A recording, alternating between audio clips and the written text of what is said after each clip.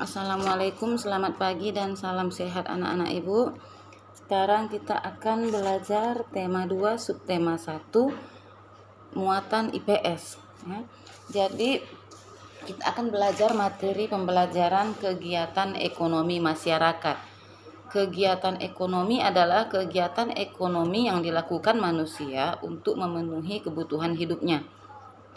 Kegiatan yang dilakukan oleh manusia untuk memenuhi kebutuhan hidupnya.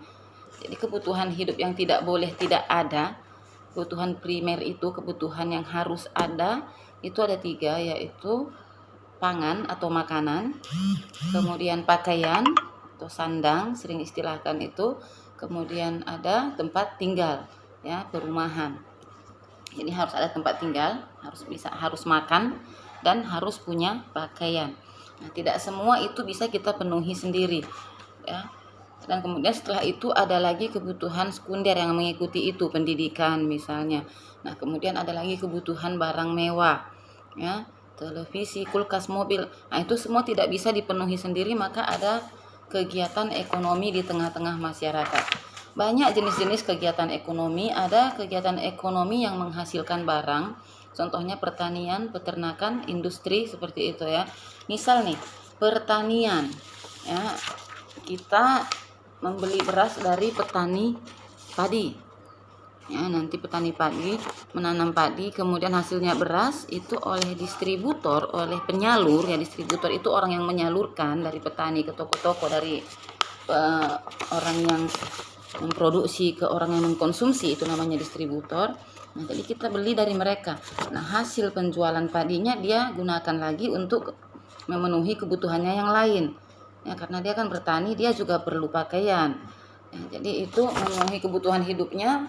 Ada masyarakat yang melakukan kegiatan ekonomi di bidang pertanian, contohnya ini.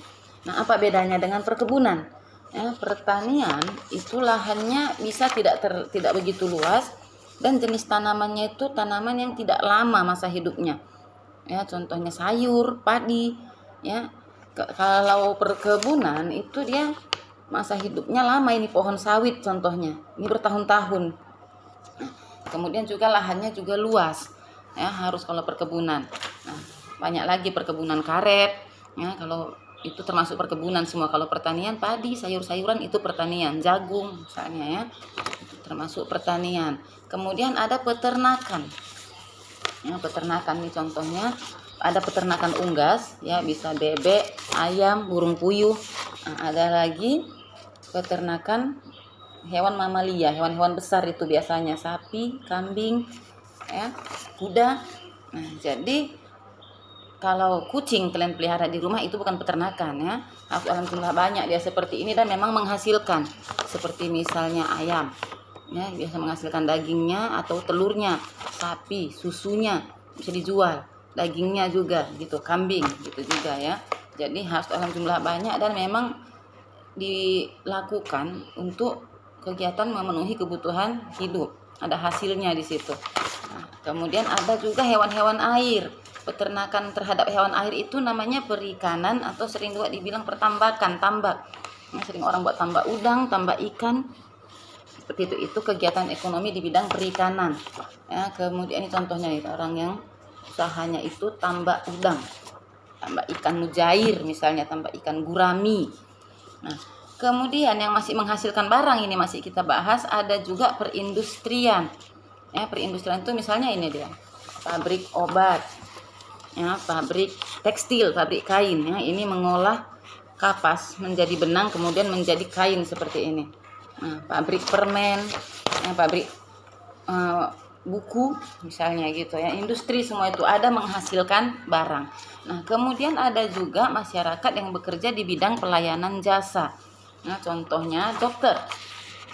Kita ke dokter bukan karena mau beli obat ya, jadi bukan menghasilkan barang dokter ya. Kita kalau mau obat saja bisa ke apotek ya, atau ini tadi, ini yang menghasilkan obat, ini pabrik obat ya. Jadi yang kalau dokter ini dia bukan menghasilkan obat, bukan jualan obat, tapi dia ini jasa yang diberikannya adalah pemeriksaannya itu ya. Dia memeriksa apa penyakit kita, konsultasinya juga kita konsultasi ke dokter, apa yang harus dilakukan, bagaimana perawatannya ini dokter, apa yang nggak boleh dimakan misalnya, apa yang perlu dimakan, itu konsultasi. Jadi jasa konsultasinya itu periksa dan konsultasi ya. Jadi itu jasa yang diberikan oleh dokter.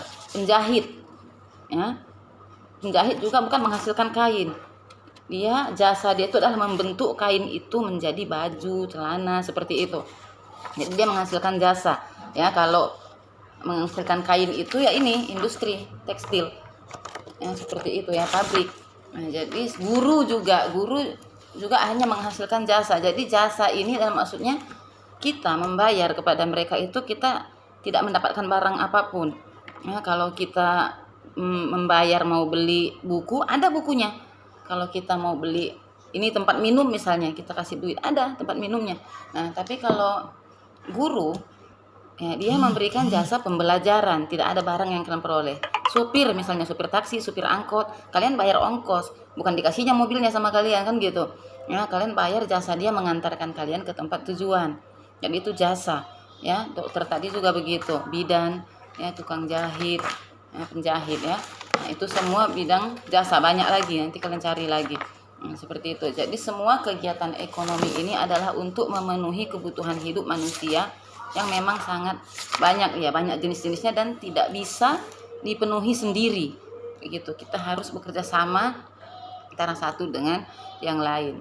Nah, kemudian ada juga kegiatan distribusi di situ. Ya, nggak mungkin kita ini langsung beli padi ke sawahnya. Nah, jadi ada orang yang menyalurkan itu. Ya, menyalurkan dari sawah ke toko, dan toko dengan pembeli, seperti itu. Nah, kemudian nanti itulah yang akan kalian kerjakan mengenai kegiatan-kegiatan perekonomian ini. Nanti di buku pena, Ibu kirim juga nanti gambar bagi yang nggak punya buku pena. Jadi halaman 99 sampai halaman 100 itu khusus muatan IPS. Ya begitu anak-anak Ibu, semoga bisa dipahami. Assalamualaikum, selamat pagi dan salam sehat.